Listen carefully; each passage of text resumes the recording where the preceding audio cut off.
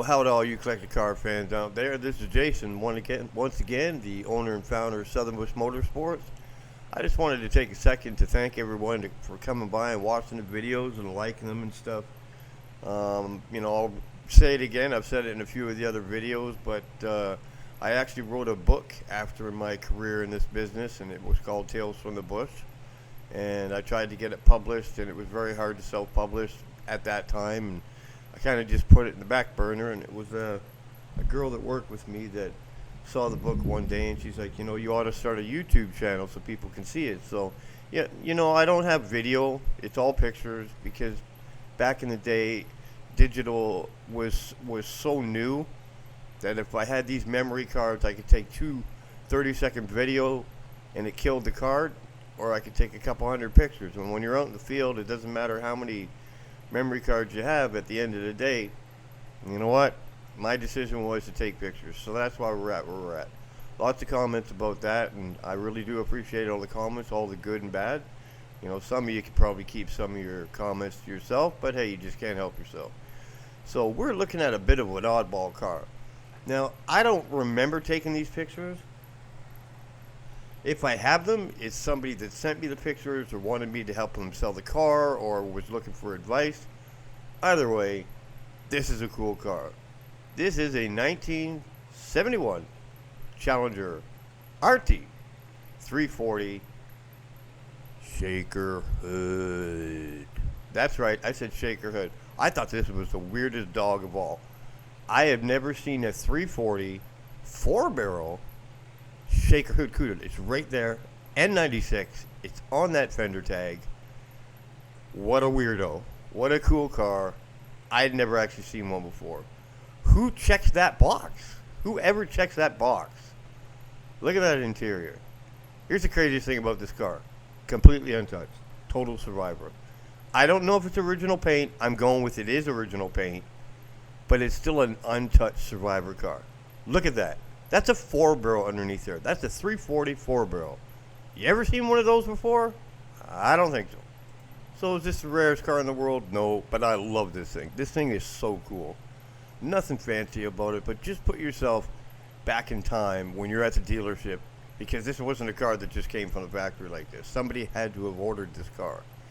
I check this box, I'll check that box, I'll check this box.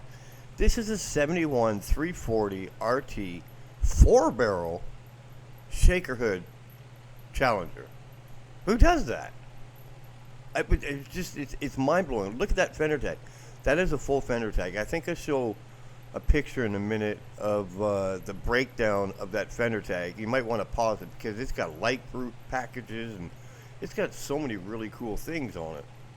And you also got to remember, when you look at how thin the paint is and how scuffed up it is, this really does look like a survivor car. That does look like the original paint because it's definitely it shows all the telltale signs of it being original paint because it's thinned out in certain areas, and some areas you can tell that thing, there's no way this thing has been restored, and that's what makes it really cool for me.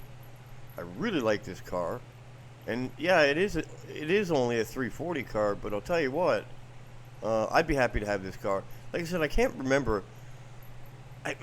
I'm sure it was a guy that, if I do remember right, I'm sure it was a guy that wanted me to help him out with the car. I think he was in a position that he needed to sell this one, and he had another car too that's coming up, which is a pretty sweet ride.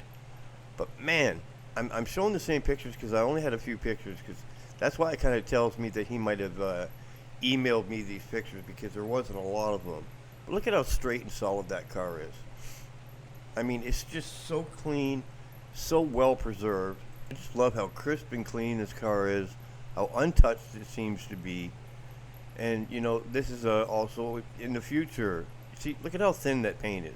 There's no way this car's been repainted, because that's kind of a primer that they used on the cars when they were brand new. And that old school paint, the original paint, it's pretty thick paint. It can endure quite a bit. So that's why I truly feel that this must be, or it seems to be, a survivor car. In a lot of these pictures that you see, if you're watching a lot of my videos, I really wish I could remember where these pictures came from. So, God, that is so cool. It is so cool to see that sHaKer hood knowing that's only a 344 barrel underneath the hood of that car. I mean, it's just wow. And the interiors, yeah, come on, man. Of course, that's the original interior. Nothing's been taken apart in that car. You've been doing this as long as I have been. Look at the gas pedal. It's all worn out, rusted. If somebody restored this car and then it looks like this, they did a shitty job to begin with. But this car hasn't been taken apart before. There's no way. There's way too many telltale signs. And if you know your cars, I don't care if you're a Mopar expert, a Chevrolet expert, or a fan, this car has not been taken apart before. And I just love that about the car, because it's just like you get to start with something original. So would I have taken that car apart? No, I wouldn't even have touched that car. So now we're getting into the other car that this guy had. Now that just looks like a Cuda. I think it's a 70 Cuda. Yeah, pretty cool looking car. Looks like it's in the middle of a restoration process. You know, gathering the parts. That's what you got to do when you're restoring these cars. You got to gather up all the parts before you go take it apart.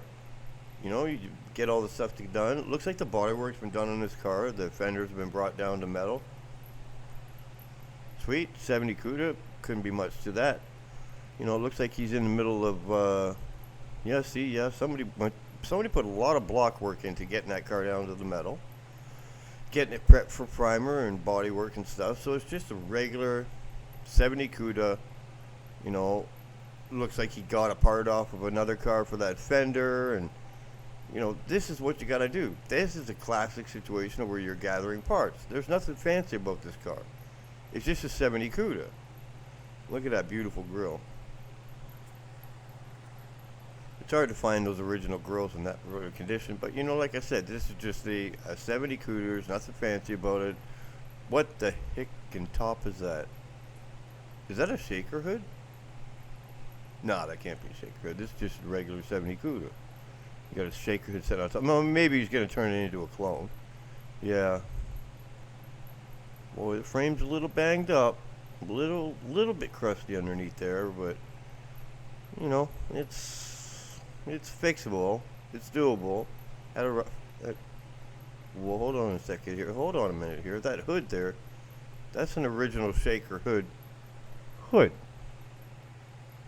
That looks like it belongs on the car. Oh boy.